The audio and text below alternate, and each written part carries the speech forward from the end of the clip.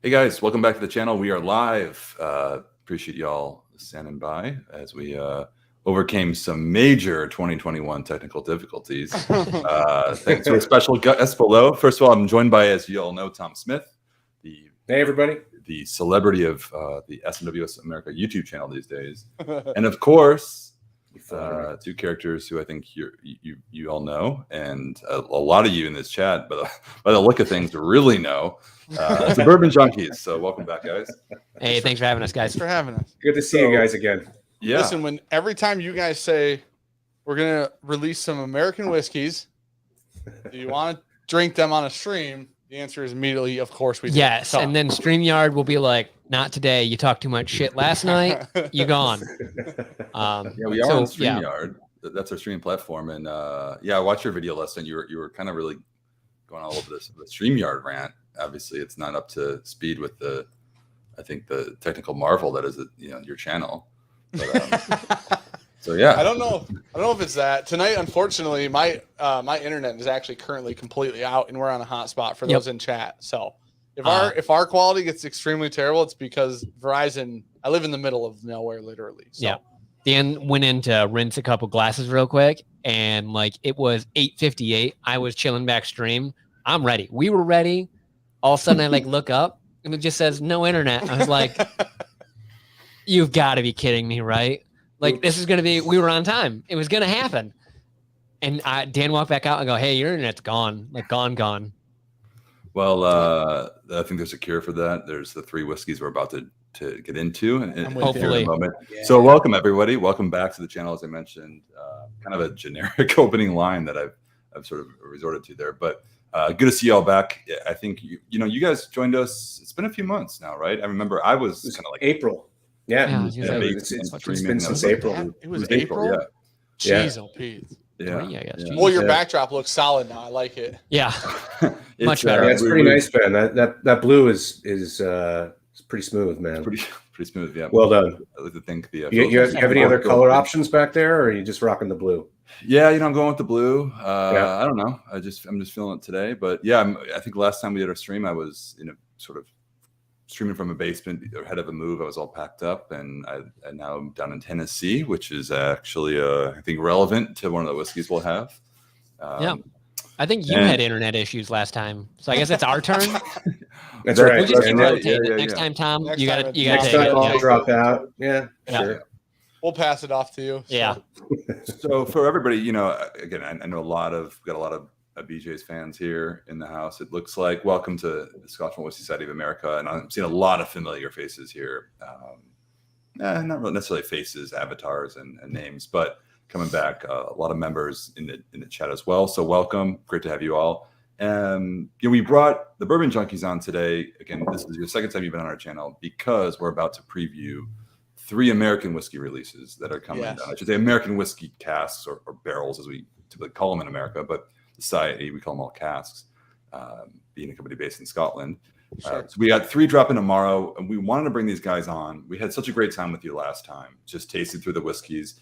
Obviously, Tom and myself were quite familiar with American whiskeys from bourbon to rye, and it's a single malt, as Sure. you name it. But I think we, with all due respect, I think you guys come with a level of experience, and look what's behind you. I think just as that, You're using a lot of words right now. We got a lot of Scotch behind us, and I'm, so it was great. You're using a lot of words. I don't know how true it is, but so here's the thing: We appreciate the thought. If experience comes with you guys drink a lot of whiskey from America, then yeah you're right, 100%. You nailed it, actually. Yep. The last time, which I'll never forget because the bottle's still over there, is Chaos. the absolute experience of a Texas whiskey that you guys dropped last time. Yeah. That I've never had that from a Texas whiskey among almost any other whiskey on the planet, and I loved it so much. So I'm excited to get into these 3. I think it was the apple brandy finish rye. Yeah. I think that's what we had. Yeah, that's right. That. I keep giving that to people, and they're like, "Oh, that's really good." Yeah, I stole that one. That's at my house now. Good. Yeah, well, maybe you'll steal one of these. Yeah, we have a similar, I guess, similar lineup. Yeah. I mean, you guys all see in a minute here, and over the course of I think this hour, we'll be getting into the 3 whiskeys very, very, I think, very in depthly. I guess just before we dive into it, first of all, tell us what you've also been sort of enjoying some Scotch Obviously, we've seen some videos you've been putting out. What's your experience been? Are you enjoying that? And is it still going on? I couldn't be happier with the bottles we've been receiving. I was really happy because we just did Highland, and Dan was not a big Highland Scotch fan. Right. Nope. I just think you were uneducated. Good sir. Listen, I'll never not admit I'm wrong. I'm wrong, and I'll admit it when I find out that I'm wrong. But until I find out, like I have to like say that I'm not wrong. Yeah. I think what's so interesting is like, I think normally, and I think a lot of people's experience, honestly, is having shelf mass produced like these giant labels, especially in Scotch, right? Like, so for bourbon drinkers' sake, if I'm a bourbon drinker only, and I still know the name Highland Park, and I just know that it's not bourbon, right? And so then like when you have Highland whiskeys, I know people like a lot of people were arguing that Highland Park is like from an island and blah blah blah. Islands. Yeah. So, but like when it comes to Highland whiskeys, I just hadn't found a ton of actual Highland whiskeys, scotches that I liked, because I like Spacesides and I like Isla, and I felt like Highland was like the SUV of whiskey, where it was just like not great at either thing, but it's like good enough at both. You know what I mean? Now, the cool thing was with the Highland stuff is like the peated Highlands, come to find out, were absolutely awesome. Like wild, off the wall, way different than Isla peat. Mm-hmm. And I loved the peated Highlands, which I'd never had before. But what was the one? The finished one that we were both like sweet memories or something? Yeah, I think it was sweet memories. That one, which wasn't peated, was the first Highland I've ever that wasn't peated. That was like, oh my gosh, this is absolutely amazing. Yeah. So it's been like a discovery thing, right? Because there's a lot of stipulations or stereotypes that come with like the different parts. Like Isla's all peated and smoky, and Highland's all smoky and earthy and whatever. And Spacesides are all just really sweet and not complex. And I think that's what I thought going into a lot of it. Come to find out, like one of the most complex whiskeys in the hut right now is a Spaceside. Mm-hmm. And some Highlands are peated and some are fantastic and not peated. I don't know. It's been a cool learning experience. Yeah, absolutely. Well, and also that sweet memories was additionally matured in a first fill sherry butt, Pedro Jimenez butt. So that has a ton of that like sweetness, you know, that a lot of people love. Yeah, it's so good. I was very excited to try that one, and then I had it and was like, oh yeah, I was right. This is fantastic. It was amazing, for real. Cool. Well, that's awesome. This is like literally the one day we're not here to talk about Scotch. Moving on. Talking American whiskey. What I was trying to get to is, bourbon is for America, okay, and so is American whiskey. Yeah, no, it's amazing. We see so much interest, like so many bourbon. Like lifelong bourbon drinkers and enthusiasts are really kind of coming into like our club. I think having just from what I guess the feedback I get is that a lot of people are like, hey, I've been enjoying bourbon pretty seriously for years now, and I've gotten a Scotch, but it's like, hey, there's nothing that really matches the intensity and sort of bold profile of like the kind of single barrel bourbons I drink. I would say so for like when Dan throws out like wild notes, I was thinking of this the other day, like why you give such wild notes. I think the intensities of Scotch vary so much more that like you can throw out some wild notes and be like, wow, this is completely different than anything I've ever had. But yet it still makes sense. It's more off the wall. There's so many less restrictions, right? And on a lot of especially bourbon, but American whiskey, there's so many restrictions put in place where like the label has to say certain things. We got to do things certain ways and certain proofs and blah, blah, blah. But like one of those things that's why in this isn't like an ad. I mean, we're on your guys' stream, but one of the things that's so cool is like, it's not often that I go to a liquor shop here that has a lot of Scotch and they have a ton of barrel proof Scotch, or they have a ton of single barrel Scotch, or like a lot of the Scotch that we see is the big brands in their normal mass produced market bottles, right? And those just offer like really mass market flavors, just like a lot of bourbons that make those same types of labels offer mass market flavors, right? That's why so many bourbon drinkers get so into single barrel picks and so into like custom blends and so into, old like 14-year one-offs from a distillery that they know of. Yeah. It's because those are supposed to be different. They're supposed to taste different. They're supposed to hit different. It's just supposed to be a different experience. Everybody just wants a different experience. That's all they want. So nice. And a comment here from Emil Oliver says, I'm a Scotch guy. And and the Bourbon Junkies are responsible for my 200 plus bourbon bottles. So there you go, that guy. Nice. I'm sure you guys get a lot of that. Emil's awesome. Yeah, he's a good guy. So, let's get into it first. I mean, we're really going deep into just the whiskey categories. Let's get into the whiskey itself. So just quick little note, everybody. So the 3 whiskeys we're about to taste this evening and unveil for you are being released tomorrow to society members in the United States at smwsa.com. So this is the first unveiling, and I think we're all the first in the U.S. to actually try any of these whiskeys. Oh, nice. So it'll be pretty exciting. So 1 o'clock Eastern time. If you're not a member of the Scotch Malt Whisky, so I should say our whiskeys are available exclusively to members. You have to be a member in order to order the whiskeys, either online or over the phone. If you're not a member, there's still time to go ahead, go to smwsa.com, sign up, and they'll be available. We'll circle back on that at the end. But so 1 o'clock tomorrow is the official drop, and let's get into it. Tom, if you guys don't know, Tom, thirsty, man. We got to get moving here. But Tom, I've been in this fishbowl of an office for 12 hours today. So let's get sipping. Yeah, sorry, Ben, you were saying. I was going to say, Tom is responsible for choosing all the whiskeys that come here into the U.S. From our home in Scotland, even though these were all made in America, nonetheless. So if you don't like anything, blame him. If you do like it, give him some credit. Please. I'll take all the credit and criticism. Thank you very much. Yeah. And these bottles were actually bottled in, let me correct myself. The bourbon that we're trying was bottled in the UK. The other 2 were bottled in the US. So a bit of a mix there. But yeah, in any case, why don't we dive in, boys? Yeah, what do we got first?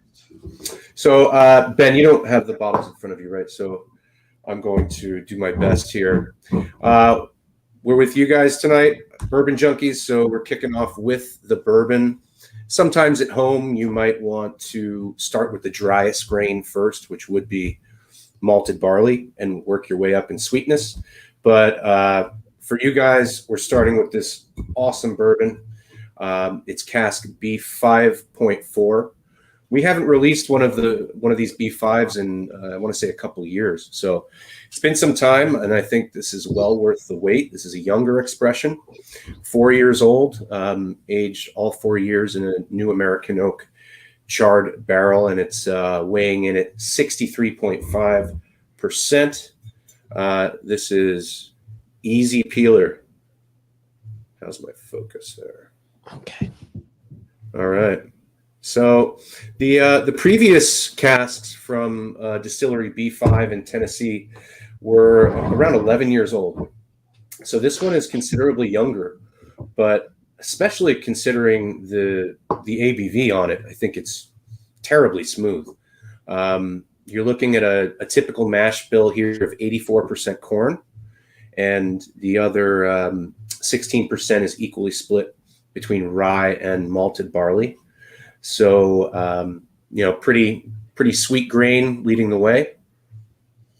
And the small mash bills offering a little bit of complexity, depth, and I think a really nice on the nose. And I tasted this earlier. I couldn't resist. And just a beautiful palette of sweet and savory kind of working together.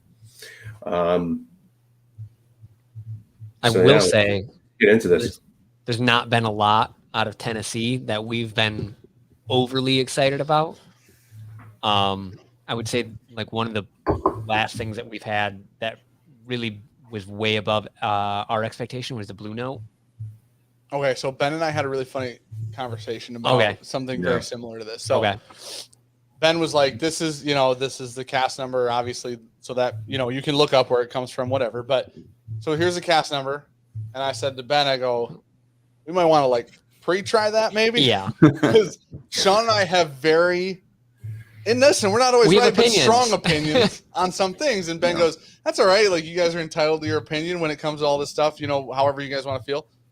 And then it got here and I'm like, for some reason, I'm like, I can't wait to open it because there was somebody who proved us wrong pretty recently that from a similar place, right? And in the same state. And it was the first time we reviewed the bottle and I literally in there, I said, it can't be from these people in that state. It literally cannot be. It can't. There's no way. Might be. everybody in the comments was like, it's 100% from the place you just said it wasn't from in that state. Good old Tullahoma. And so now I'm like in search of ones that I like from that place because we found one, like the first one ever, right? So that was probably a month or two ago now.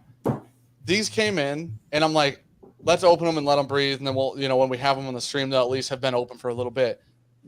And Sean poured this one specifically into a glass. And I smelled it. I go, that's not the one. He goes, that's the one you were thinking it was. I'm like, no way, dude. You guys did it. Like you guys and literally one other place so far that we've ever have figured out that like the sourcing from this place, and it's actually really good. It doesn't have the things that we and a lot of people have problems with about it. So this whiskey, personally for me, I'm absolutely in love with it. So yeah, it's a really, really nice bourbon.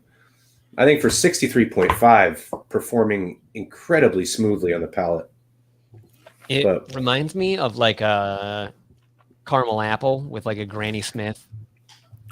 Like it's got that little hint of green caramel. Like sour citrus in there. Tart. But it's like got the honey roasted peanuts on the outside in a good way. Like kind of sour caramel. Cherries. Yeah.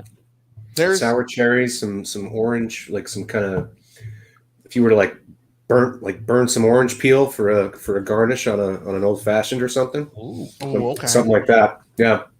I can't believe it's weird because obviously the climate's different in certain places. So sometimes like age statements on whiskey, like you don't sometimes like this is 4 years old, right?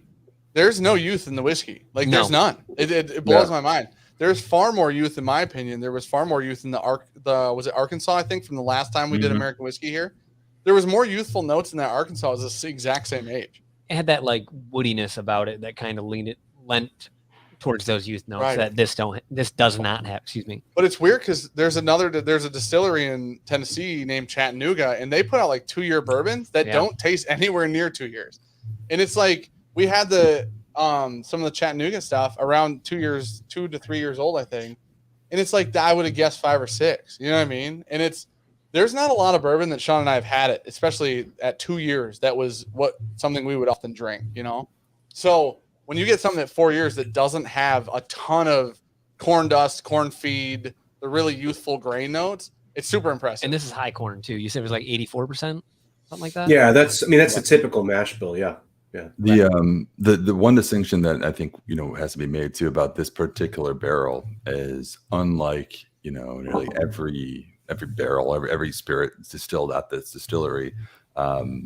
This whiskey has not gone through the Lincoln County process. That's the difference. Charcoal filtering. Yeah. So typically, I mean, you guys are the experts more so, but the Tennessee whiskey, uniquely goes through this process of charcoal filtering at the latter stages of production, and obviously that alters the character in a certain way. We won't go too deep into that. Sure. So this is really, yes, it was distilled at this distillery, but it is more of a true bourbon than it is. It tastes like it. They're missing out by doing that, because this is really good. The longer it sits there and opens up, I get like a honeyed cornbread on it, like a little bit of that corn comes through. But I'm jamming with it. I think personally, that this is better than a lot of the high proof. So Knob Creek for me has a lot more nuttiness than this does. It's like waxy. This crushes the high proof Knob Creek stuff for me. And it blows my mind that the Lincoln County process is what is doing this, because our guess was that the other thing that we liked from that distillery hadn't been Lincoln County processed either. I know that there's a place in Tennessee that Lincoln County processes between the distilling and the barrel, like actually entering the barrel. So more towards the beginning of the process. And it was like, and I don't know if this place does or not, but it's one of those things where it's like the fact that you can buy it without that. And now you can compare them. It's not often that you can get something from somewhere and you're missing a part of that process, right? I'm going to be honest, missing a part of that process makes it literally 1,000 times exponentially better. Finishes like brownie batter. Yeah. I like that. Yeah. And that's kind of our goal at the Scotch Malt Whisky Society is, when we go into these distilleries looking to acquire casks from the very beginning, forget our selection process, which happens later on, by our tasting panel in Scotland. When we're just looking to acquire initial casks, we're looking for things that are different, and so we've gone to a distillery in Ireland. Irish whiskey is often triple distilled.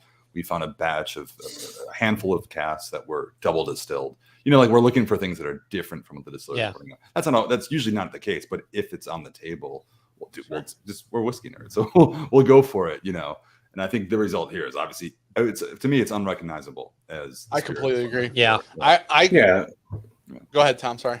Well, I was just going to say, you know, I mean, the Lincoln County process, this charcoal filtering through maple is you know, from the marketing department said to mellow the whiskey, but you know, mellowing for one might be neutering for another. So we'd rather keep as much flavor in there as possible, and I know Ewan is identifying specifically casks that do not undergo this process. So it's just wild how different it is. So much better. It's not even. Yeah. I can't say enough about how much. It's so weird to me that that's like the difference. You know what I mean? Like the difference that we're talking about is that one process, which obviously filtration is a big thing, but it blows my mind that like we can try something next to this and know the difference. And it's like, mind you, the barrel, you get different nuances from barrels and whatnot, but the main difference being the processing, the filtration on it. It's just, well, what that reminds me of is old like pirate bottles. Like, are you gonna say Elijah Craig? Yeah. I drank the rest of mine. Okay. I poured my glass. I literally thought to myself, is that better than Elijah Craig barrel proof? Thought it in my head. Yeah. Thought it in my head. And I haven't compared them, but I did think it in my head. Because of that like really dark coffee, like brownie batter note that I get in the finish. It really reminds me of the older ECBPs. And I don't care if people, I call myself the place that this comes from. I call myself a nickname based on this literally location, right? And if Sean blind, I swear to God, and I'm sure someday it'll happen. Oh, if Sean blinded me with this in a video or any piece of content we ever did, I would never guess the place it's from. I wouldn't even guess the state it's from, honestly, because the state does have like the notoriety for its tasting or its smelling and tasting notes, right? So I think that this we have achieved our goal of bottling something that isn't almost entirely different from the distillery style. Yeah. I think we don't always go for that, but you know, we like to have some eccentricity in the casks that we offer. So good, glad to hear that hit the nail on the head this time. I like it a lot. Should have ended the night with that one. I really like it a lot. I like it. Well, we can go back. Yeah, we'll go. I think we'll go back at the end. It's not even low expectations because knowing where it's from, I thoroughly enjoy that. Yeah. All right. Well, let's move on. We of course we can go back and we can kind of banter. A couple of comments about the I love this. We question. Actually, you know what? I'll just do. I'm going to put it up here. Comment about where is it? Come on. Oh yeah, this Flintstone vitamin taste. That distillery is notorious for. That's something I haven't personally heard. You know, obviously, I'm so centered in Scotch whiskey. No. But so can you confirm or deny whether it has none of that? Yeah, that is the mineral is the general note, right? Yeah. For the reference for Stuart, but it's that mineral-esque note. It literally doesn't, which is why I wouldn't even guess literally the state that it comes from. Very unique because it doesn't have any mineral notes. It has none of that. It isn't even very nutty. Like Sean and I are not huge fans of nutty whiskeys in general, and it's not that either. And we just had something that was maybe from this place that we called chalky because it tastes so minerally. Yeah, in the past week or two. Yeah. No, you guys, awesome. One of the big selling points for us on Scotch Malt Whisky Society was obviously the fact that everything's different and like wild, and like these experiences come from you guys, and you guys are making or creating these actual like wildly different experiences than what you expect from that place, right? Which like consistently has been true. Well, this is what I was talking with someone in our comments of our last video that they were like, well, you know, this distillery has this profile, and it was like, you need to like kind of take a step back or two on that, just because you can find out where from using the code where this is from. Like just kind of look at it as don't worry about the distilleries, just kind of push that back. Look at the color codes, kind of start looking at that. Like what you're getting in there will line up so much more effectively when you look at the color codes than you're trying to look for a certain distillery and try to pick a bottle from them because you think you're gonna like it. So you say that, but I swear to God, I ever see cask numbers from 3 distilleries and I'm buying bottles, like without a doubt. I don't care. I'm not even reading tasting notes. I'm checking out immediately. Yeah, like, fair. You're that person. It was Dan. I was arguing with Dan. I think it's useful to know, obviously, if you guys are new, for everybody watching, if you're new to the Scotch Malt Whisky Society, we don't put the name of the distiller in the bottles. I mean, for a few reasons, but I think for me, most important reason is that because no two casks are ever alike, and oftentimes they do really deviate from the house style or the core style of a certain distillery. And so it's just about you dropping expectations, and just judging the liquid by the liquid itself, nothing else. I love that aspect. And to Sean's point, you and I have both seen casks that were distilled on the same day, aged in the same cask, same type of cask rather, whether it's a first fill, second fill, refill, hogshead, or whatever. And those flavor profiles are totally different. The styles are totally different of these whiskeys. So it's, there's quite a bit that happens in the cask for sure, that will allow these profiles to go off in wildly different directions, even if they're starting from, the raw material of being distilled on the same day. Yeah, which is really interesting, and makes for that flavor experience that very few places can provide. Honestly, what Rob and Chris in chat just said is extremely accurate. Rob mentioned like the tasting notes in the bottle tell more than the distillery and age of the bottle. Yes. Right. And I completely agree. I feel validated if we say a note in a video. I try not to read the descriptions before. I finally did it. I try to give my honest tasting notes, and then I'll look at what's on the label, and I'm like, if I get anything that's on there, I'm like, we did it. We nailed it. Yeah. I literally said cherry waxy candy. I couldn't figure it out. Yeah. And then we read the label like 3 minutes later, and it said, was it red licorice? I'm like, oh my gosh, I literally nailed it. And we were like, shit, it's red vines. It was the greatest. It was the greatest moment in Bourbon Junkies history, actually. Nice. Comment from Chris Smith. Every distillery has mad scientists. You miss gems by only shopping the distillery, not the barrel. Amen. Yep. Yeah, I think. Anyway, we got more whiskey to take to drink. I know. So I got us off on a tangent. But I'll just say, I think maybe that's a good segue too, because I think the next couple. Well, this one might be a lesser known distillery to some. And Tom, what do we get into? Paul might be a bit of a mad scientist, steeped in tradition, but a mad scientist nonetheless. So our next one is from Illinois. This is cask RW 1.2. So this, from the code, you'll see was the first rye distillery, or at least rye bottling we ever worked with. But this is now only the second cask. The first cask, I believe, was 2016. So it's really nice to be getting some stocks from these guys in Evanston, Illinois again. So this is a rye whiskey, American Pie, and clever naming, listing of the digits there. But 4 years old and 63.4%. So a similar ABV, totally different cask though. I mean, we're looking at a quarter cask here. So this is an excellent exercise in volume versus flavor from the barrel. She's leathery. Leathery, yeah. I mean, there's a lot going on in there for sure. So your American standard barrel is 53 gallons. What you're working with here is 30 gallons. So almost half, and almost half the size.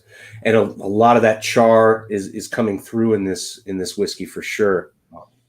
This is a mash bill of 70% rye with 20% corn, 10% malted barley. Aged all 4 years in this quarter cask, new charred oak.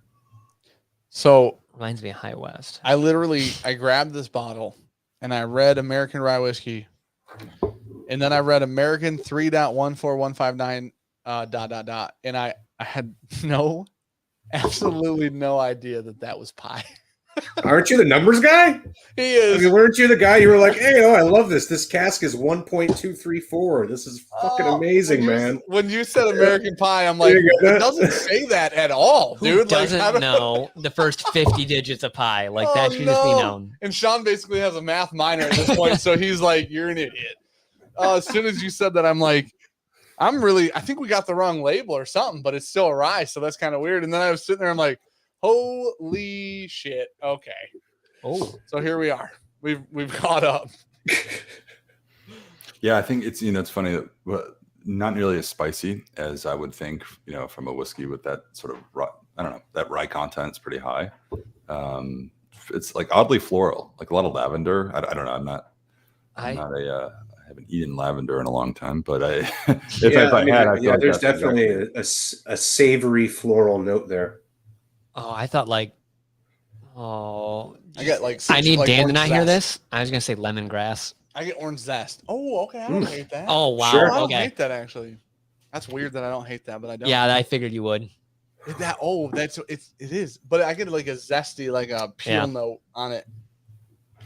I will say, someone born and raised in Chicago and just moved out of there a couple months ago for the first time, but frequented this distillery many times, have been sort of grown up around the product. For better or worse, I think this tastes very different from anything also that they put out regularly, like their core expressions. And Tom, you and I, we went over to the distillery, met with the owner and distiller, and had an amazing time tasting through all these different barrels. Yeah, they were all pretty unique, and so I think that experience, I don't know, we were blown away. Like I think we had, I don't know, certain expectations. We walked in there and we're like, whoa, that was a blast. This guy is just really. And I mean, I sold this whiskey in my retail days, and this was like when it was, brand new on the market, and there's a time typically with new distilleries who are pushing out very young whiskeys into the market, and you typically have that kind of disjointed wood character, that the oak is there, but it's not integrated yet. And that's something that I never really experienced from these guys from day one. And this, I mean, the oak is certainly here, but yes, it really frames, I think, all of that really nice fruit and spice character. I was gonna say, I think it balances out the spice really well. I'm trying to put my thumb on the palate. Cinnamon, nutmeg. I was thinking like a sugar cookie. No. But it's like Christmas spice almost. Okay, fair. Way closer to oatmeal, but it's really raisin sweet without the raisins for me. All right. Yep. You gotta have more baking spices in it, I think. Well, just oatmeal, yeah. Just Sad. an oatmeal cookie. Which, okay, first I didn't know pie, and then I literally made up a cookie. It's just called an oatmeal cookie. Oatmeal raisin cookie without the raisins, though. Delete half the ingredient list, basically. But that citrus is there too. It is getting more floral the longer it sits here for me. I think there's 2 or 3 notes that I'm having a really hard time placing on the nose of the whiskey. Agree.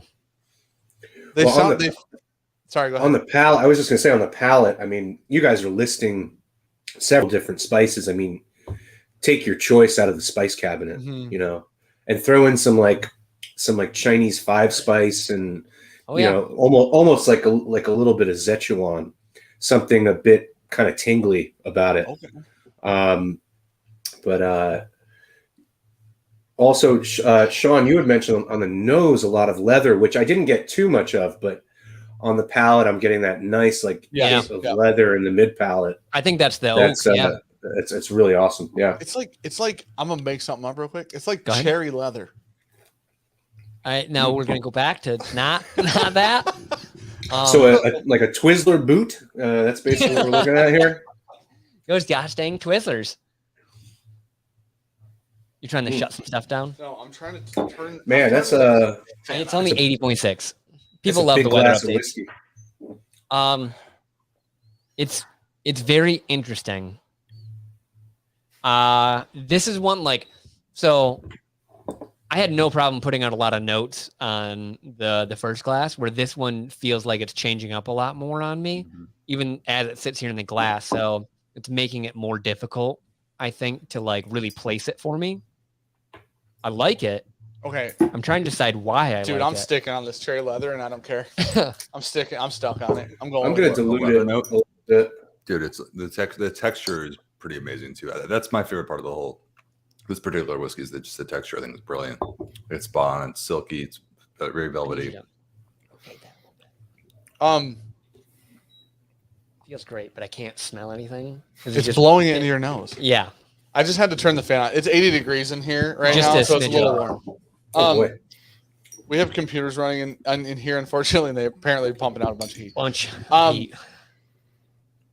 Oh. What is I'm having is it lettuce? Does it smell like lettuce? Smell it and tell me if there's lettuce. Vegetal. You settle down. No. Smell it and tell me if there's lettuce. No. Okay. No, I just wanted confirmation here. I'm trying Maybe really hard to place. If you were to take like a sherry vinaigrette and like dump a bottle over 2 leaves of lettuce, then yes, maybe there's some lettuce in there. Okay. But that's a Dan salad. 2 leaves. Yeah. Listen, if you take about 300 mils of dressing and put it on a leaf, something about it just seems so familiar, and that's when I'm trying to like in my brain, I like to try to associate things, and like I'm just trying to pinpoint what it is about this, why it seems familiar, and I can't. Well, let me ask you this, Sean. Well, I guess to everybody, again, not putting too much focus on the distillery, but does it differ from, I think, others that you've had from the distillery? Does it, relative to your expectations? I was going to say, look it up if I'm being. We would have to look it up. Yeah. But that's because somebody in chat said I thought you guys hated the distillery. The funny thing is. The funny thing is the first bottle, which we know said things about, we genuinely don't like, and that bottle is legitimately fantastic. We don't like their process, right? Yeah. Well, we thought we didn't. We like their whiskey. Like I said, I say when I'm wrong. We've said we didn't like that distillery. Yeah. I'm gonna find out we're literally wrong because it's not the distillery. They can pump out good whiskey.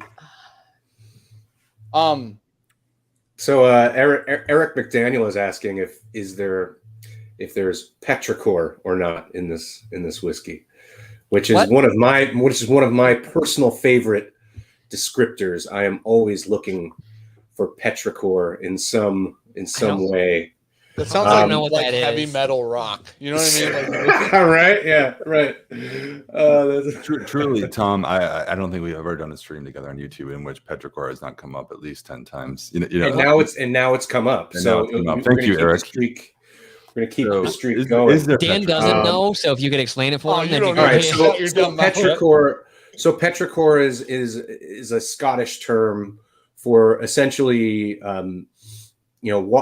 imagine walking into a field that has like green grass and right after a really hard rain, and you smell like kind of the damp earth. You smell the soil.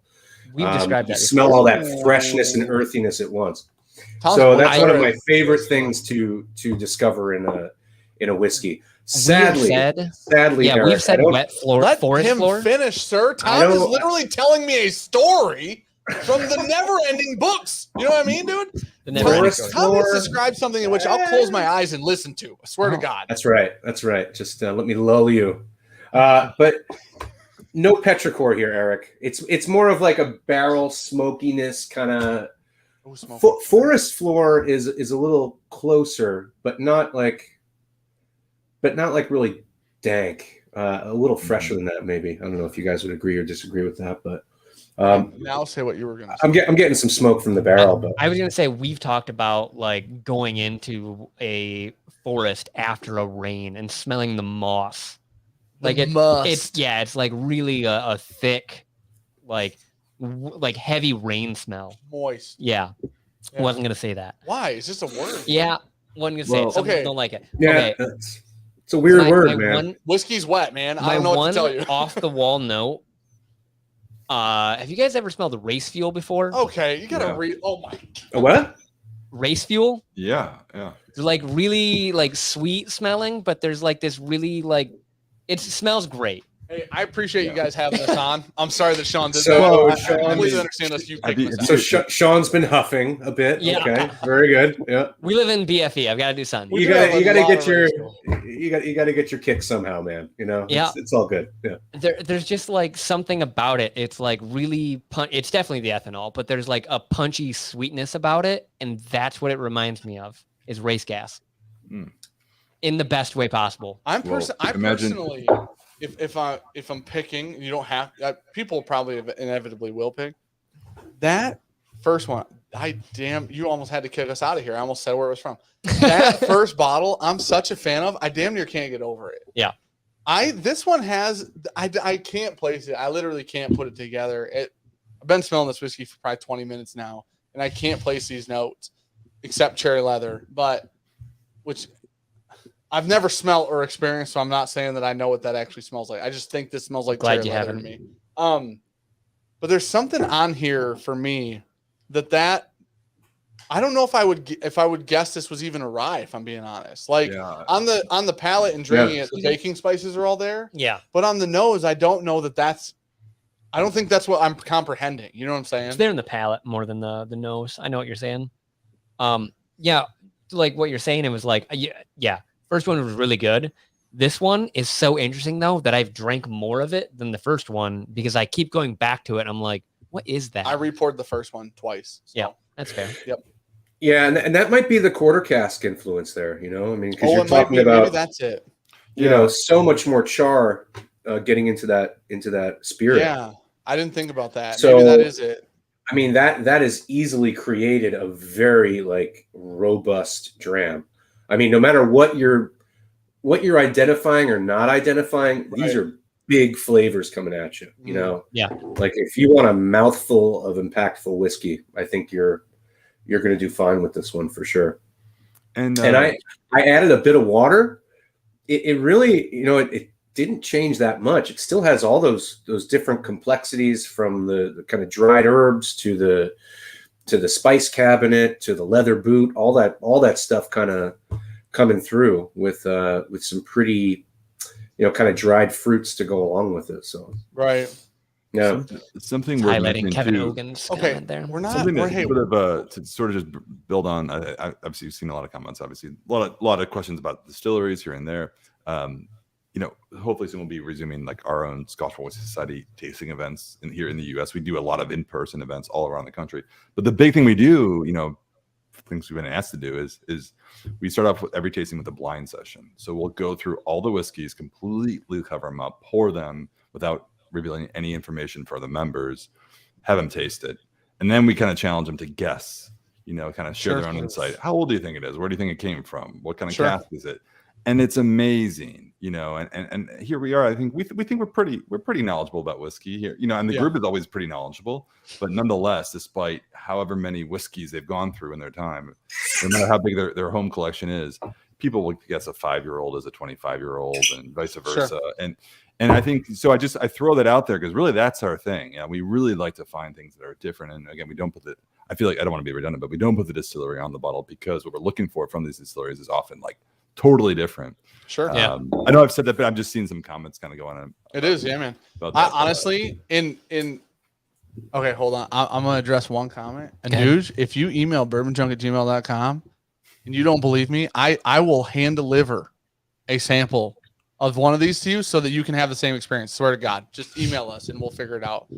Because I want you to understand, because I am being so honest when I say I wouldn't guess the state on that whiskey. Yeah. That I wish I could just like give it to everybody and be like, where's this from? You just tell me and I'll give you money. I don't even know. I'll bet you money you can't guess. I mean, we also kind of thought that about the Texas whiskey too. True. The last time? Yeah, and that they proved us wrong very well with that one, that it was fantastic. We've had plenty of Texas whiskey too. It's one of those things, like you said, the off-profile aspect of it makes it way different. Like you said, if you do these blind, you're going to have far different experiences for real. So question from Kevin. Kevin, I know you, of course. Yeah, whatever, buddy. Send me an email. We're not saying it's going to be that. We'll send you something though. You got another. They asked, you know, if you can hand deliver to Colorado. So everybody, coming to Colorado. Bourbon Junkies.com. They'll send you samples. So there you go. Let's move on. Let's move on to number 3 for the evening. I know. I should mention just very quickly that rye whiskey we just tried, RW 1.2.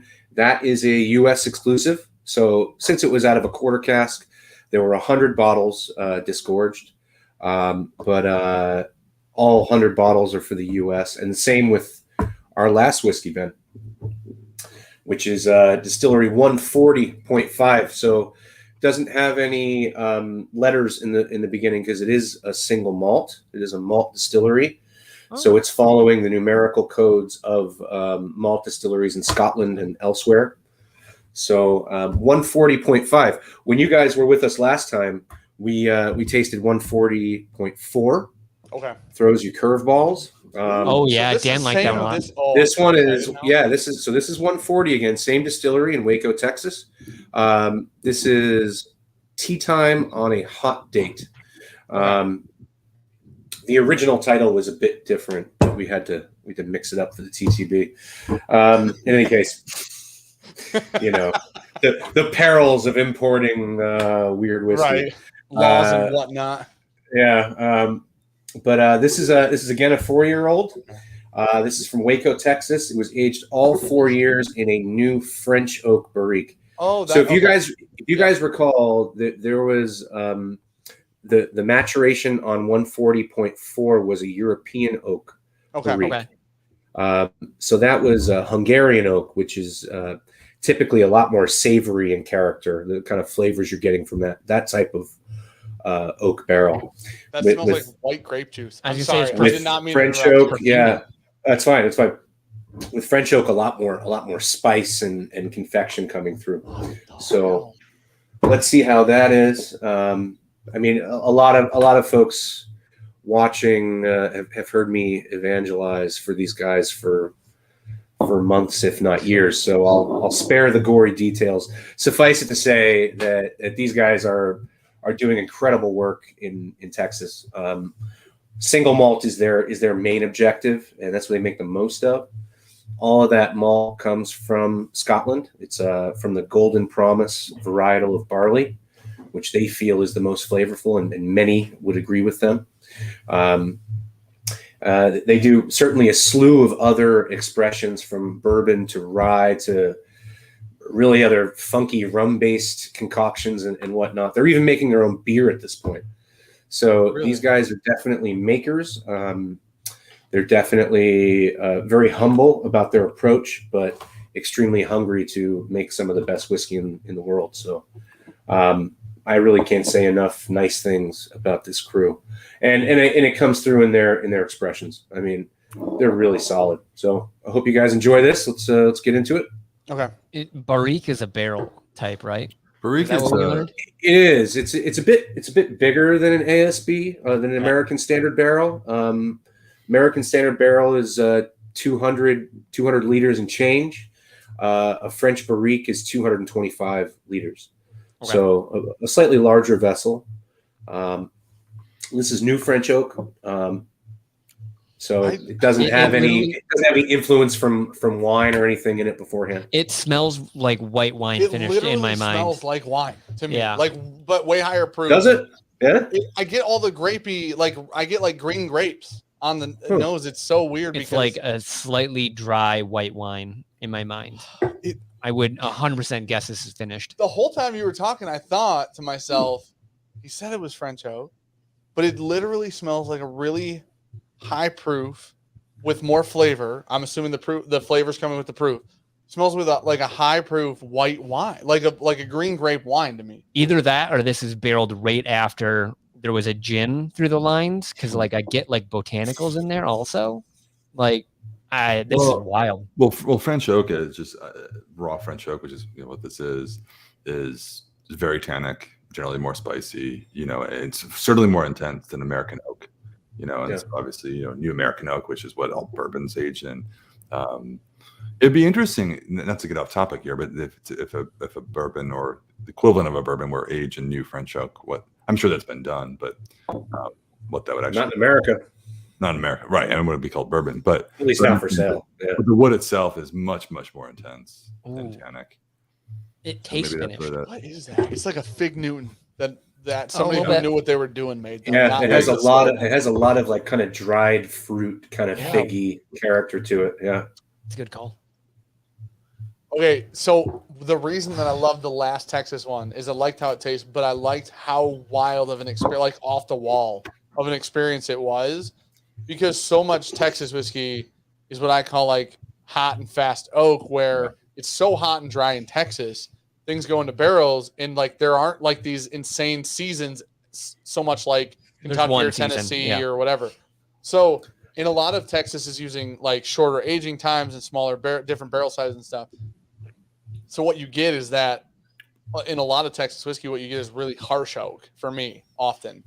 Mm-hmm. The last Texas whiskey didn't have the harsh oak, and it was crazy. Like the complexity, the experience was off the wall. This is again, and it's funny that I didn't realize these were from the same distillery, but this is again like completely off the wall for Texas whiskey. Like, yeah, I would guess blind this is finished. Yeah, I mean it certainly smells finished.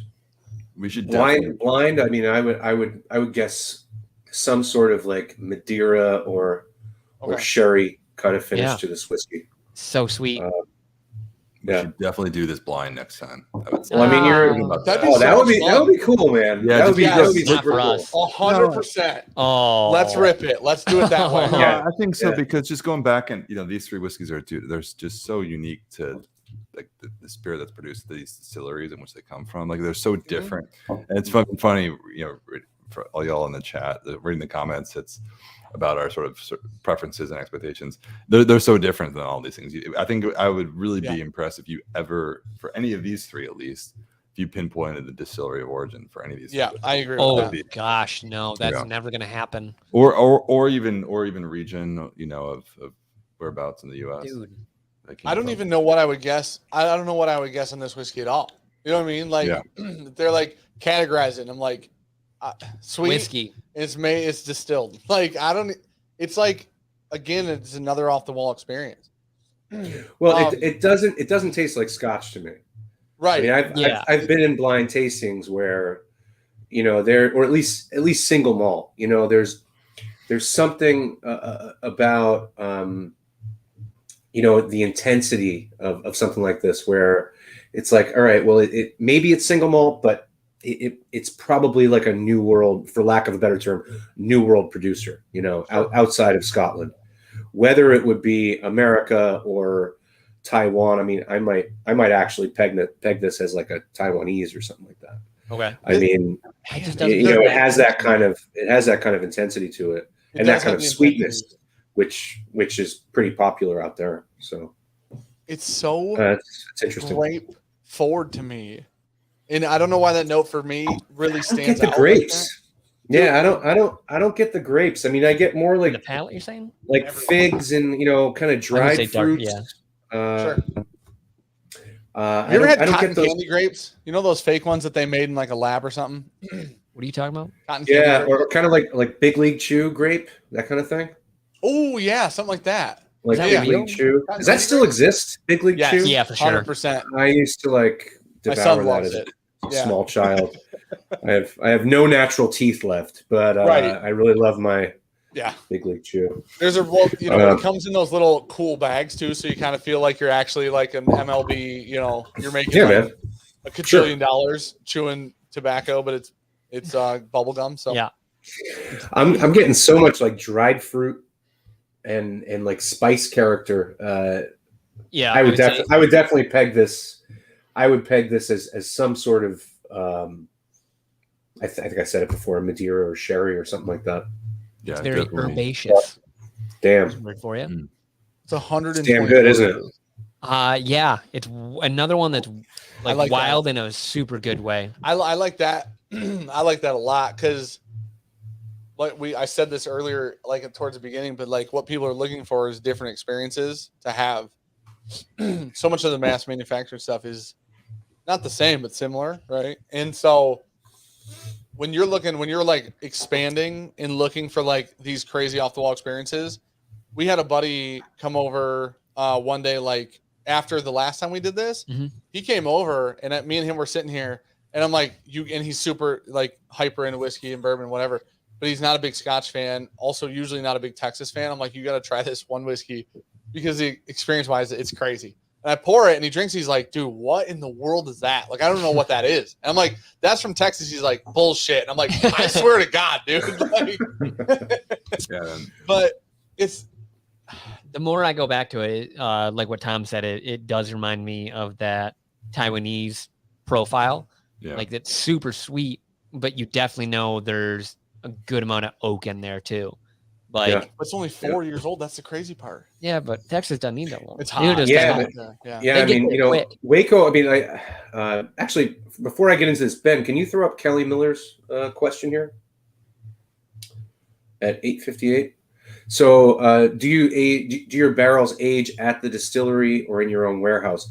So, oftentimes it's a mix of things, but with something like this particular distillery, it's aged in their warehouse until, we're ready to bottle it, and then it's shipped. Because that climate is so important. That makes way more sense. To the resultant profile. You're talking about an angel share of 18 to 20%. I mean, that's intense, man. In I mean, 4 years, that might be a little higher actually than places like Taiwan or India. 20% in 4 years is crazy. Yeah, I mean, but also, I've done events at this distillery. I went to bed after an event at it's like maybe 75 degrees out. I woke up the next morning, it was 20 degrees. So they do have, I mean, granted it was February. So, there's that, but they do have the opportunity for those temperature swings, at least in Waco. Areas further south, I'm not really sure, but they do have a bit of weather there. But I got to tell you guys. Let me ask you a question, rather. Yeah. Would you believe that this whiskey was diluted? No. Tasting it? No, definitely not. So I got to share with you the fact that this whiskey was, in fact, diluted. So it's 124 proof for those at home right now. Yeah, that was a suspiciously round number. So there is a certain level of responsibility that the Scotch Malt Whisky Society somehow has to employ, and this is one of those situations when this whiskey was disgorged, was dumped from the cask, it was 71.2%. So it's hazmat. Jesus. There were a lot of flavors in there, but it's a bit too strong. So this was actually diluted. This was actually diluted to 62%. That's crazy. Wow. This is the only Scotch whiskey outside of our blended batches that I know of that was diluted. The only other time I've seen this is with overproof rum, where again, you can be looking at ABVs well into the 70s. Okay. So you kind of have to. It's American, so we probably haven't diluted any Scotch, right? You said Scotch whiskey. Well, I guess sure. I mean, I guess I should say any single malt. Yeah. Outside of blended batches. But this is the first time I've seen something like this. But suffice it to say that there is a ton of concentration, a ton of flavor in this. I don't know if you can drink something at 71%. I've never tried. Okay. I don't think. Okay, Tom. So we got some stuff for you to try, buddy. So it's light whiskey from MGP, and it's from a distillery called Cat's Eye, and they put out some like insane hazmat stuff. Yep. Now, personally, my favorite release of theirs is a lower proof. It's not hazmat, but the 135. Yeah, there's something, and that's still super high, but for them it's lower. It drinks not like 135. Yeah, but the whereas thing is, the 70+ percenters drink like 70+ percenters. They light you on fire from about your tonsils down. Yeah, what is that taste experience like? I mean, is that enjoyable? It's good for like 5 seconds. You're like, oh wow, that tastes. Oh my god, that's hot. Yeah. Well, Tom, we've seen some casts from Speyside that we put out at least within the last year, 67 at 135. Yeah, 67, 68%. So I guess not too far behind. That's crazy. Honestly, it's just a few points less, but right. Man. But are those old casks? I can't imagine it gets super hot in Scotland. Where is it that hot in Scotland? Yeah. I mean, it's not. It's just those are typically from sherry butts, larger casks. Okay. At a younger age. Okay. So yeah, not Man, much that's so reduction in ABV, over like a 7-year period of time. I think these are all like 7-year-old Scotch. Wait, whiskeys. Yeah, so they were young. How so bourbon is limited on the proof that you can go into the barrel, right? So I don't know if American whiskey is, but bourbon for sure is. So is Scotch limited like that too, or can Scotch go in at like 140 proof? Can the distillate go in really high in Scotch? The industry standard is about 63.5%. Oh, wow. Okay. 127 proof. Okay. You know? Yeah. All right. But that's typically what most folks are putting in at. Okay. I would assume they want higher alcohol, more wood interaction that way, because they're usually reusing wood. Wait, does higher alcohol give you more wood interaction? Yes. Oh, okay. Is that true? Or is this bro science? No, that's real. Okay. Are we 100%? I am 1,000% on that. He bet his Morgan. Real science here. That is 100% real science. Okay. I knew the temperature did it, right? Yeah. And that's why I asked if that's so you're adding more ethanol, which is a solvent. Obviously, Sean, I'm a chemist. I know these things. Yep. So, anyways, what I was saying was I had a question and now I can't remember it. You didn't write it down. It felt Didn't put a important pin at the in it? time. Yep. Damn it. I'll remember it in a little bit, but He won't. I personally, I would 100% guess that this is finished in some form of a wine cask, without a doubt. Yes. And if I had to say it, I would definitely guess a distillery from Taiwan. Really? I'm pouring more of this. Yeah, I agree we with do you, have to go Ron. back to the bourbon, right? I would probably go with. I have had some Taiwanese whiskeys aged in virgin oak, new oak, virgin oak, whatever you want to call it. Yeah. And I don't know if it was American oak or French oak. I think it was new French oak. And you know what? It blew me away the first time. I'm like, this is unlike anything I've had. And I think I'm with you. If I tasted blind, I would probably say this is probably from Taiwan. Young whiskey from Taiwan. And it is a younger whiskey, of course. Yeah, you guys have this like great opportunity to use different woods and stuff like that, where it's like bourbon, we're like, all right, cool. That's definitely not the cask. It's new oak. Well, I mean, not necessarily. You can use different cooperages and stuff like that. But new oak is very strong. Yeah. Whereas when they use the refilling for Scotch and stuff like that, it was like you guys talk about, using Hungarian oak or French oak or anything like that. It was like, we don't have that really in bourbon. It was like, you can talk about the different cooperages and what they might offer, but nothing along the lines of using different oak to get a different profile off a whiskey. You can, but it's finished at that point. Yeah. Yeah. Well, I mean, it's funny. You're like, well, it's an us versus you kind of thing. I mean, you guys can come over to the dark side. You just have to, the BJs wouldn't be the same, but it would just be. It's the SJs now. Yeah. It's the SJ. And if you got to ask, you can't afford it. So, you know what I mean? Yeah. Well, I mean, it's difficult for bourbon, quite frankly. I'm just I've had a few drinks now. Just a joke. So now it's time to maybe throw a gauntlet down. I mean, you guys are relegated. So let's draw a line for a second, right? Let's do that. Scotch bourbon. All right. Right. So in bourbon, you're relegated to the new American oak cask. Yeah. Yep. Yeah. You can play a little bit with a grain recipe. You can play with yeast types, fermentation. You can play with char. Right. But at the end of the day, I feel like the flavor spectrum is fairly limited compared to a category where no, you don't get to play with the grain, so to speak. It's all 100% malted barley, but your cask influence is blown wide open. Right. So maybe it's just a question of distillate over cask influence. A lot of folks will throw out numbers. I don't think that matters really at the end of the day. But, I venture to say that those who are really into bourbon are going to find a pretty broad experience getting into Scotch. Yeah. And to that point, guys, my question to you is you've got a few steps logged on your whiskey, your Scotch whiskey journey.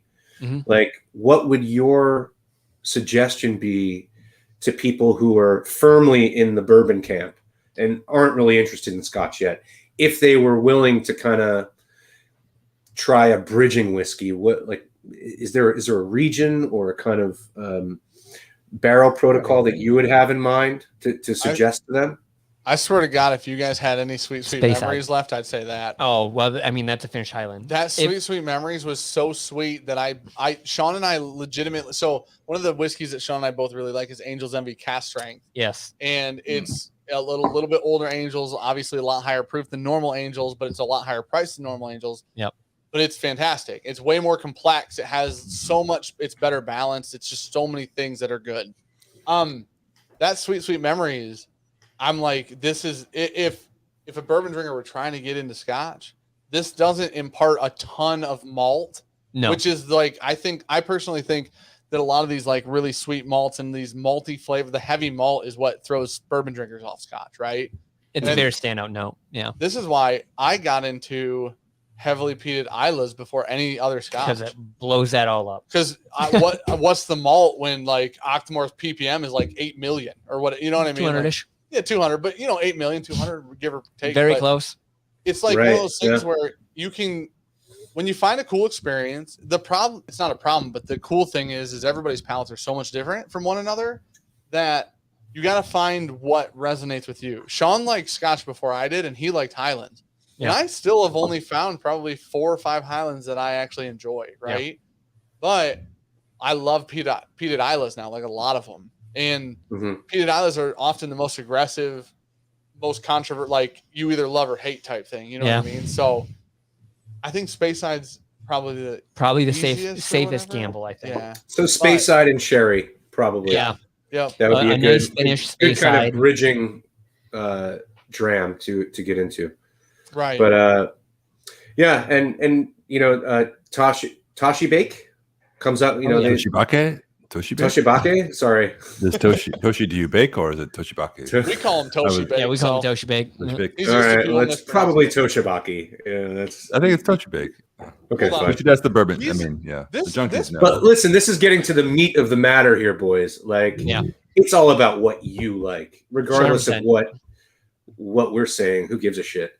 It's like what you're into, and just know that your tastes will change over the course of your lifetime. And, the things that got us into a certain aspect of whether it's whiskey or food or cigars or whatever it is, those tastes, those preferences are going to change over time. So sure, I guess just keep an open mind. I'll tell you, I think that's why you got to try different stuff, right? I mean, listen, there's 1,000 labels on the shelf for a reason.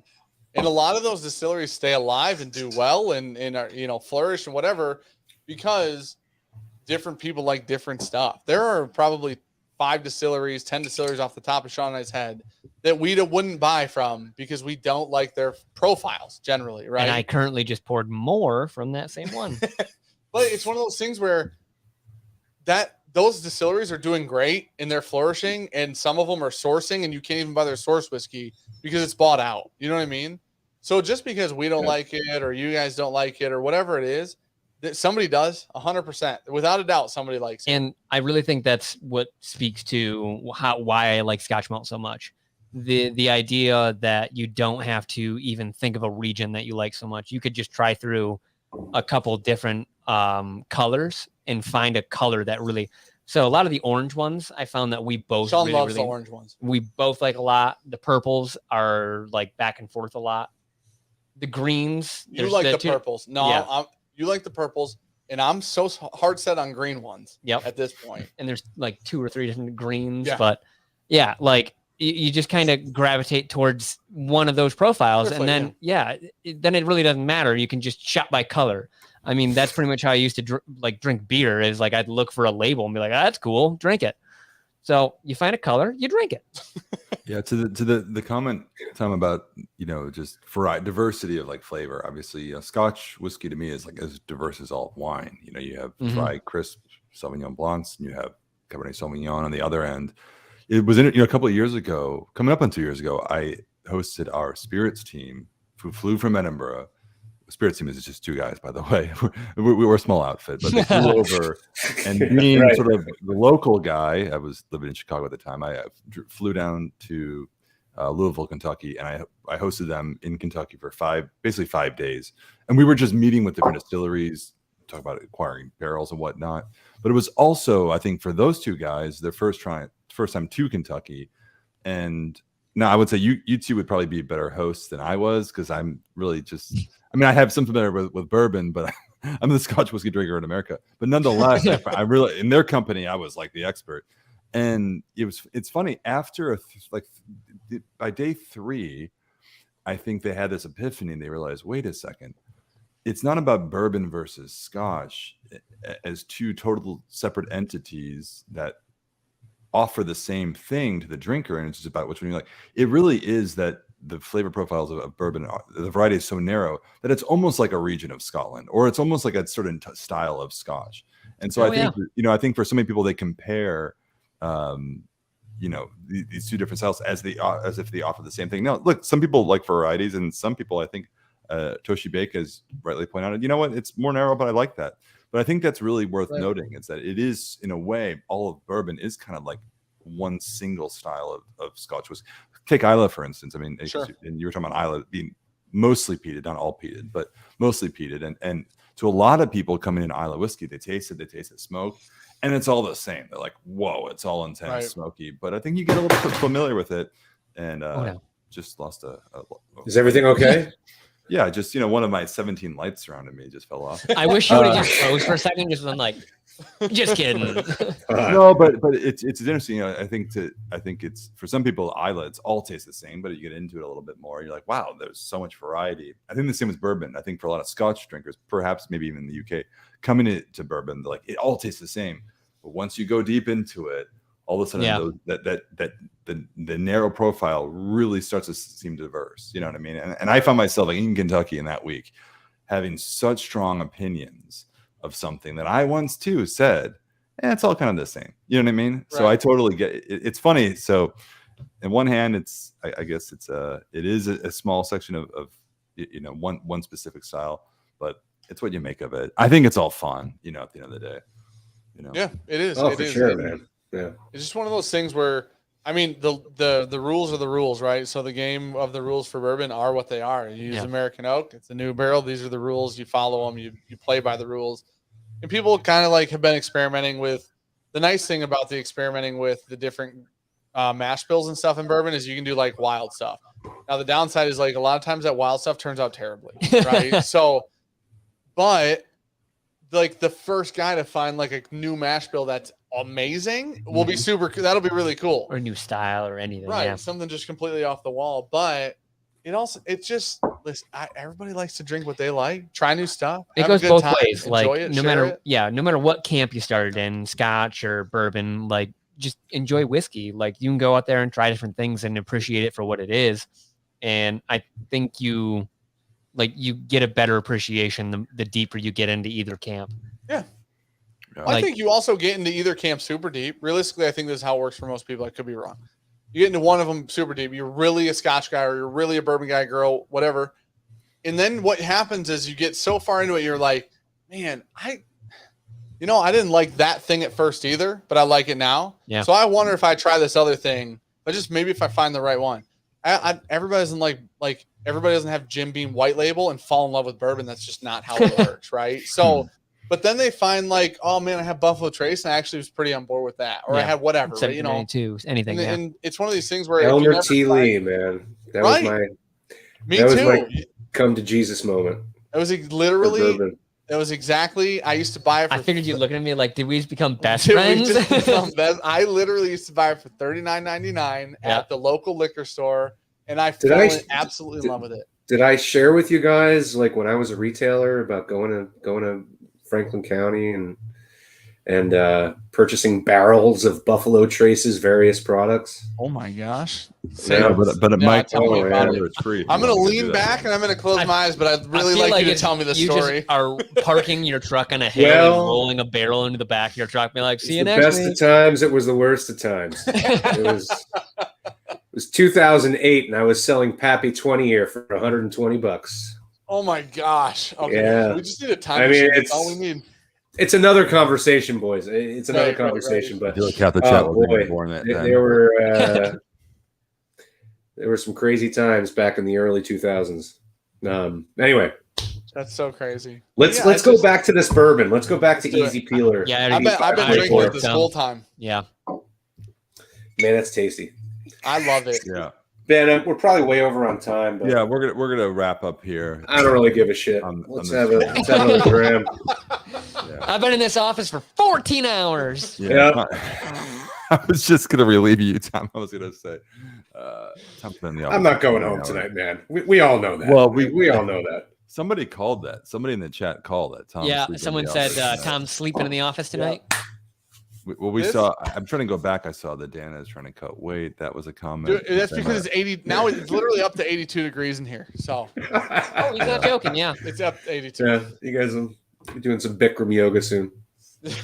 Yeah. Well, anyway, these are three very different whiskeys. I mean, all very unique, and seems like the B5 is the one that kind of goes against the house style the most. I mean, the other two are kind of wild cards, but still, I mean, just delicious nonetheless. Very big, rich, like intensely flavored whiskeys. I was gonna say not to knock the other two, but that one is hands down my favorite this time. It's one of these things for me that it's so sweet and it's well rounded. It's actually extremely well balanced. Like it feels well put together. At 4 years old, that's what I was just thinking. I was like, that's 4 years old. Actually, it's not like spiky in the middle. There's no weird transition. Just really good, and it has a great finish. Like, and it's 4 years old, but it doesn't drink it. I'm telling you, I'm hand deliver and sample to that man, and he's gonna tell me I can't believe that is from the place that I found out it was from, because I don't know. So Sean and I have all three of these open right now, and I just looked at the level of each one. In this, the B5.4 has a handful of ounces out of it. I'll say right now. Yeah. And I didn't realize until I looked over and realized I drank that, a lot of that the first go around, and then I came back after we were done with the third one. I've been drinking that ever since. It just hits different. Just great, man. I don't know. Nice. I mean, it's extra. It's pretty fitting considering we're hanging out with the Bourbon Junkies. No, yeah. I didn't even think about that. Last time my favorite was the rye. Last time my favorite was the Texas whiskey. Yeah. And I don't know if it was single. I think it was single malt last time. They're both single malt. Yeah. No, the Texas single malt. They're both single malts from Texas. But you're right. Yeah. But the lineup that we did in April, same distillery for the single malt, but different distilleries with the first two. But nonetheless, we still had a bourbon, a rye, and a single malt. Sure. But I would say just night and day difference. Everything was different. You know what I mean? Yeah. Just because of the same styles, it doesn't matter. Yeah. The Texas whiskey is very different than the one that we had. For sure. Needless to say, if you guys ever buy bottles based on our recommendations and likes, or if we gravitate towards something, and our members of Scotch Malt would I would say that one. You're saying one specifically. Yeah, I mean, I wouldn't place one above the other for us, but if I was, what I want to do is next time we do this, I'm so interested. You're in a blind, huh? I want to do it blind so bad. Yeah. Oh, we're gonna look so awesome. bad, but I'm in. I'm that would be great. fully willing to look like an absolute idiot. I'm gonna guess. What I want to do is I want to guess the state from each one. So next time we do this, I don't want to know the state, but I want to guess the state. Okay. I want to drink them. And I think next time we do this, we're going to go international. We're going to do American and beyond. Yes. I mean, there's going to be a bourbon in there somewhere. You know what we should do for the Bourbon Junkies is put you against another YouTube channel, which is what we've done. We had a few months back, or maybe longer now. We did a blind tasting challenge between the Scotch Test Dummies on YouTube versus the Scotch 4 Dummies on YouTube. Good guys. Yeah. And we did a blind tasting and scored, and the winner got a $1,000 gift card to the Scotch Malt Whisky Society, which they ended up giving away to their patron supporters. Set it up. But I've never. I have a feeling that Dan and Sean are giving away nothing. Well, hold on. They're gonna take that $1,000 and buy all the B5 they can. How dare you, Tom? No, hold Tom, on. we buy a bunch of vault collections, maybe. Okay? Like 2 of them, but yeah, 1.5 maybe. Yeah. Who do you challenge? Jeremy Sears, Father Time himself. Oh, hands down, yeah. Whoa! I'm ready to wreck him. Okay, so Jeremy, I say his name. I say Jeremy Sears. Yeah. His name's Jeremy Sayers, but I can't say Sayers. that. Yes. Yeah. You can't say the word Jeremy. I love that man to death. We talk. We're friends with him. He's amazing. Yes. And we will absolutely destroy him. So it's just a call out. You know I like how we we call that a non-whiskey tuber. He makes whiskey videos. That's true. He Wow. does. Yeah. He was just on with maybe Jenna. we can do. It's funny. He just put out a video on whiskey today, actually. Oh, Go well, on, he's let's always do it tuber. now, man. Oh, about Sean's us, a bad friend. But yeah, maybe we'll set that up, you guys. I think let's do that sooner than later. Why not? We'll pull some whiskeys. We'll do a showdown. Maybe he can pull a teammate. I mean, just make it 2-on-2, unless he wants to just Yeah. He's got an ego on him. I mean, it's not going to be fair if me and Dan work together. We will No, we talk won't. ourselves out of every right answer. This is the problem. Sean does nothing but second guess himself, and I do nothing but screw Sean up. So it literally like It's Jeremy self-sabotage. being by himself is better for him. But. Yeah. Well, guys, Or we're just add like Madden or something like that, who doesn't drink scotch. He'll let you know when it's scotch, though. going to wrap up the stream now, but I think we have ourselves a plan to bring the BJs back. Hell yeah, man! And an ultimate I'm excited. showdown. It'll be fun. I've been thinking about this after we did this competition between the two Dummies channels. Everybody loved that, and it was pretty intense. I think the format we kind of made up, and we can improve it next time. But Sure. I do envision kind of doing some sort of YouTube whiskey tube bracket where we can have like a real showdown. I'm 100% sure that without even asking Jeremy, he's into. Yeah. I mean, he should actually get Shayla. He's not getting somebody on his I team, know, Sean. but she's so smart. Shayla, okay, wait, relax, because Shayla's okay. Shayla from Whiskey Central is better than Sean and I and Jeremy combined. Yeah. So it doesn't really. That's not fair. Jeremy, sir, I call him Father Time. That's my nickname for Jeremy. Yeah. So I call him Father Time because he looks like he's 800 years old because of his beard. Yeah, great beard. But Jeremy was just out. Was he on 2 weeks ago with Jenna? Is that when it was? Yeah. So he was on the last out turn with Jenna, and we talked on the phone that day. He's like, dude, I'm excited to do it. I can't wait to be like, I am going to absolutely, without Sean's help, destroy you. You know what I mean? Maybe we make it 1 versus 1 versus 1. Like you and I can't help each other. Okay. And we give away whatever, like the thing is, we give it away at the end. I'm good with that. Yeah. But I want to destroy you and Jeremy. Yeah. Needle of Redemption on Fridays? I do. I'll tell you what, we're gonna pick some really funky shit for you guys. I It's gonna be guarantee difficult. it. Yeah. Which will make it more fun, though. It'll be way it's more gonna be fun. difficult. You have to consider most of it being the Scotch Malt Whisky Society. Most of what we have is Scotch whiskey. You know, we have very limited, but we can pull some things out. Yeah, you know? we got some crazy stuff in the wings. I'm literally just gonna make up dice with like the different regions and just roll them. Remember those paper things when you were like in school? Yeah. And you like flip them open each way and then you put the food catch. Yes. Yeah. God. I mean, how many relationships did that dictate?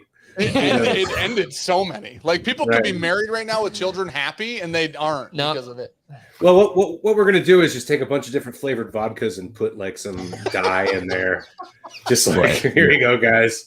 Dan would be Figure over. that shit out. Yeah. John would be saying, "Oh, that's a highlight. That's a highlight." I will dedicate my life to drinking scotch to win this competition for a minimum of at least 2 weeks. Well, you would definitely need to practice. I know Scotch 4 Dummies who ended up winning. They put out a video with like Rocky music in the background, and like they literally practiced for this thing, you know, and really did their own blind. And they got really into it. Too. Yeah. And, well, their name has scotch in it, buddy. Ours has bourbon in it. Yep.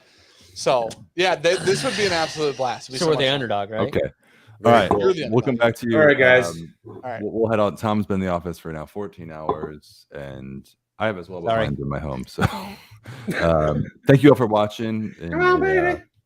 Yeah, the best. It was the best tangent I've ever experienced. I think the whole thing was a tangent. And this is a reminder. We do have 3 whiskeys coming out tomorrow. Check them out, smwsa.com.